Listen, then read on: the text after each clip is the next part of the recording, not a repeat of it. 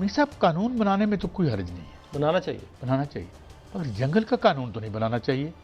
यानी एक सेंटिटी है घर की, मैं इस घर का मालिक हूँ और वो जैसे हाँ रियासत को ज़रूरत पड़ गई, उसका एक कानून है, उसमें आप एक ख़ास मुआवजा देते हैं। ये कौन लोग हैं यार, ये किस किस्म के लोग हैं, ये किसको आपने वजारत देकर और ये खामोशी से चुप करके, बिलावल भुट्टो साहब आपने भी, आपकी पार्टी ने भी इस पर कोई बात नहीं की, यानी और वो मंजूर करवा लिया आपने। What is it, who is ruling this country?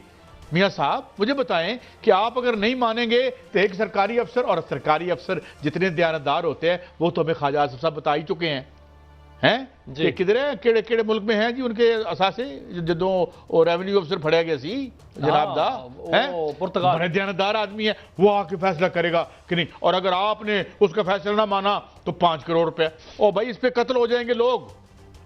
आप लोगों में एक law and order situation create करें यार, कोई अकल भी होनी चाहिए। लेकिन मुझे लगता है मियां साहब पता असल वजह क्या है, यहाँ की इस सिविलियन एस्टेब्लिशमेंट को पता है कि हमने पावर में वोटों से थोड़ी आना होता है, खुल के बात करते हैं। लेकिन काजी साहब मसला ये है कि ये कानून अभी बना नहीं है, बन तो गया, अब आप कहते हैं कौमी असम्बली से बात नहीं वो हो गया, लेकिन सेनेट में जाके पकड़ा गया और इस पर वो दोबारा सेनेट में भेज देंगे तो बन जाएगा, हो सकता है क्योंकि प्रेशर बहुत है। हाँ इसका जो इसको पकड़ा है वो भी मोहतरमा पीपल्स पार्टी की सेनेटर ने पकड़ा है। हाँ जी, वो मोहतरमा जो पलवशा खान है उन्होंने पकड़ा है, और ये एक बड़ा अजीब सा कानून बन रहा है।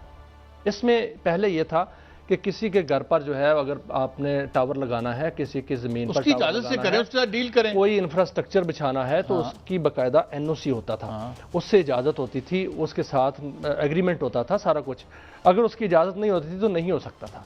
लेकिन अब इसके जो इसको कहते हैं पाकिस्तान टेली कम्युनिकेशन तंजीम नौ तरमीमी बिल, ये तरमीमी एक्ट है, और इसमें 2 शिक्के हैं, 27A और 27B, उसमें चेंजिंग की गई हैं। और जो 27A है जो मुतारफ़ कराई गई है, उसमें ये कहा गया है कि ज़मीन का मालिक, मकान का मालिक, दुकान का मालिक, किसी इमारत का मालिक या लीज होल्डर, उस पर अगर किसी टेली कम्युनिकेशन कंपनी ने वहाँ पर अपना टावर लगाना है या इंफ्रास्ट्रक्चर की बात हुई, बिछाना है, वहाँ पर केबल बिछानी होगी या कोई खंबा लगाना होगा या टावर लगाना होगा, तो उस सिलसिले में वो एक दरखास्त करेगा, एक नोटिस भेजेगा या दरखास्त हम कह लेते हैं, उस मालिक को करेगा, उसको भेजेगा। अगर उसने 21 दिन में जवाब नहीं दिया तो फिर उसको वो मंजूर समझेगा कि ओके, रजामंदी समझेगा कि मालिक ने रजामंदी दे दी। इससे पता क्या होगा मियां साहब, जिस वक्त ज़ियाउल हक ने सख्त कवानीन बनाए थे, ज़ियाउल हक इज ऑन रिकॉर्ड सेइंग कि भाई मेरे दौर में रिश्वत बढ़ गई है, हुण आ जाता है एक सरकारी और जी दें तुम्हारे खिलाफ फैसला, तुम्हारे बेड़े च लवा दें। जी बिल्कुल, ये आप एक तरफ लोगों के राइट्स पे इन्फ्रिंज कर रहे हैं, दूसरा करप्शन का एक और दरवाजा खोल रहे हैं। तो वैसे पहले थोड़े खुले हुए हैं। फिर इसके साथ हम ये भी कहते हैं कि यार फिर तो अब सीधा सीधा कब्जा ग्रुपों के लिए भी कानून बना एक और है, अगर वो हम आपको 2 नोटिस देते हैं, आज से हमारा यहाँ पे कब्जा है, इसलिए आप निकले वरना 5 करोड़ रुपया दें, और वो 2 नोटिस देते हैं काजी साहब,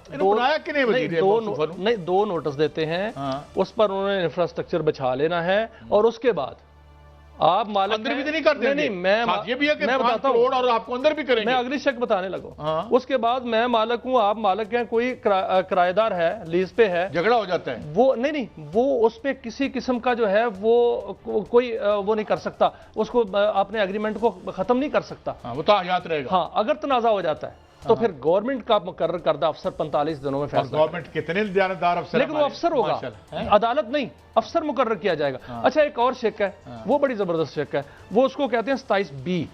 27B के मुताबिक यह है कि अगर कोई रुकावट डालेगा कि इंफ्रास्ट्रक्चर नहीं बिछाने देगा, कोई इदारा रुकावट डालेगा, यानी अगर कोई कंपनी है वो रुकावट डालेगी, अगर मालिक रुकावट डालेगा या लीज होल्डर डालेगा, तो उसको जो है वो 5 करोड़ रुपए तक जुर्माना होगा, और वो अगर नहीं दे और वो हुकूमत करेगी तो अंदर कर देंगे हम, जाहिर है सजा होगी उसको, क्योंकि वो जो तनाजा है 45 दिन के अंदर अंदर वो उसको जो है फैसला करना है। क्यों ना करें कि सारे वतन अजीज की रजिस्ट्री करा के इनको दे दें, लेकिन हमारी रूलिंग शराफियत, लेकिन यार सारी तुसी रख लो। लेकिन इसमें अच्छी बात ये हुई है, हाँ जी, वो कौन सी, कि जब ये पॉइंट आउट हुआ, ये रोला पड़ा, सेनेटर्स ने रोला डाला, तो उसके बाद इसकी ये शिकों पर जो है वो इसको मौखर कर दिया गया है, नजर सानी के लिए इसको जो है दोबारा रख दिया गया कि इस पर नजर सानी की जाए।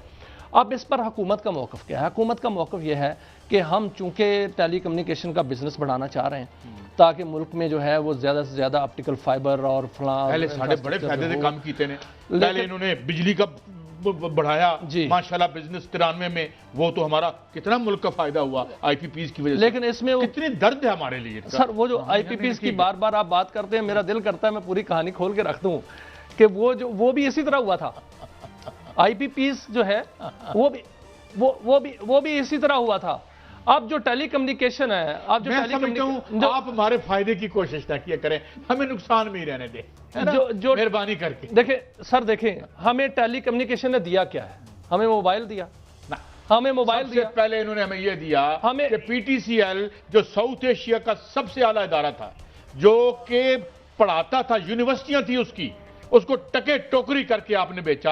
आज $1 बिलियन यूएई हमारा दबा के बैठा है, और अगर 6% इंटरेस्ट लगाएं, जो हमने 3 बिलियन उसको दिया है, उसने हमारा 6 बिलियन देना है।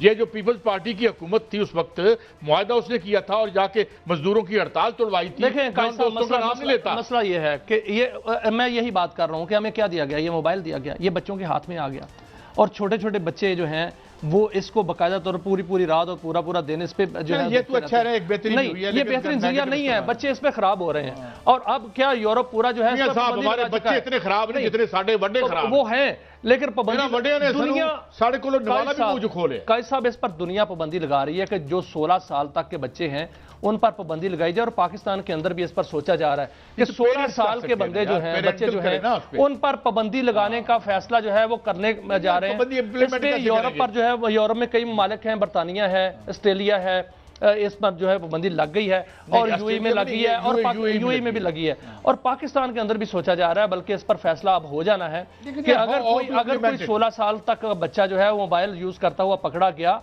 या कोई ऐसा कोई मामला जो सामने आया, तो वो पेरेंट्स जो है वो काबिल ताज़ीर होंगे, उन पर मुकदमा जो है वो दर्ज कराए जाएंगे। वो देख रहे हैं तो वो कैसे करेंगे? हाँ, ये आप कर सकते हैं कि सड़क पे अगर कोई लेके जा रहा है तो उसकी आईडी देखी, उसकी उम्र कितनी। आपने कैसे सब देखा है वो टिकटॉक जो होती है, अब वो बच्ची जो मासूम बच्ची कत्ल हुई थी, वो कैसे कत्ल हुई थी? वो पढ़ी लिखी बच्ची बेचारी का उसका मुस्तकबिल जो है वो जाता रहा, वो टिकटॉक से ही कत्ल हुई थी।